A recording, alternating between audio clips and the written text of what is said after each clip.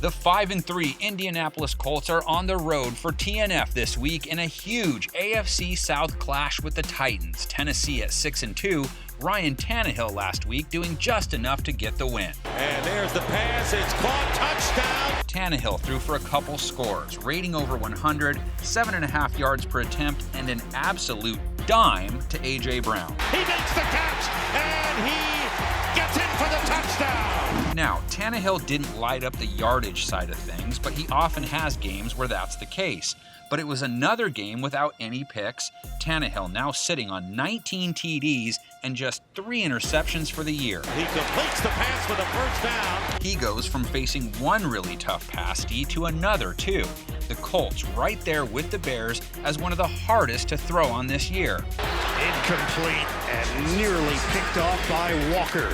Last week, though, was a little bit of a mixed bag. Indy forcing just 4 incompletions all game, and they didn't pick off Lamar Jackson once. Tried to dart it in, and it's incomplete. But they also didn't allow Jackson to throw any TDs, and held him to 170 yards passing. Jackson releases, bobbled.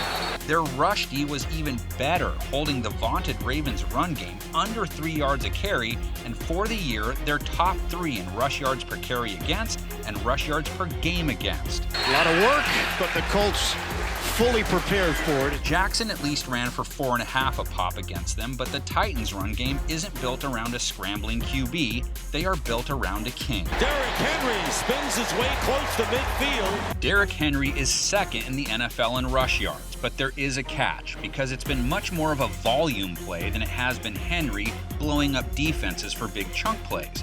Henry only able to scratch out 3.2 a run against the Bears last week, making it 5 out of 8 games now that he's finished a game with less than 4 yards a carry.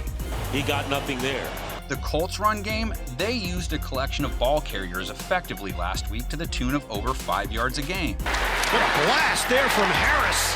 However, they came into that game rushing for just 3.5 yards a carry, so traveling along the road is typically a bumpy ride for the Colts. Trying to make a cut, and he is spun down. It wasn't much smoother through the air for them last week, though. Phillip Rivers hitting some turbulence that left him with no TD passes, a pick, just 5.3 yards per attempt, and a passer rating in the 60s.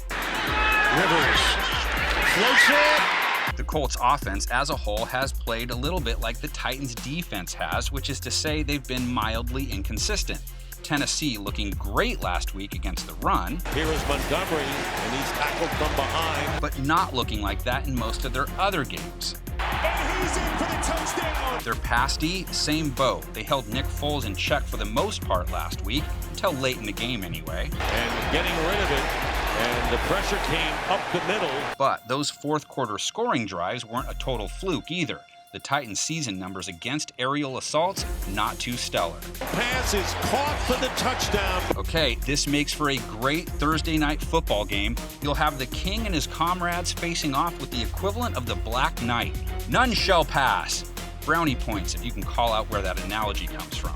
Put your answer, your analysis, your predictions, your trash talk, and anything else you have lying around into the comments section.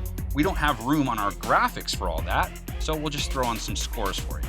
That's crazy. From the 2-yard line. And there's the pass. It's caught. Touchdown to Jonnu Smith.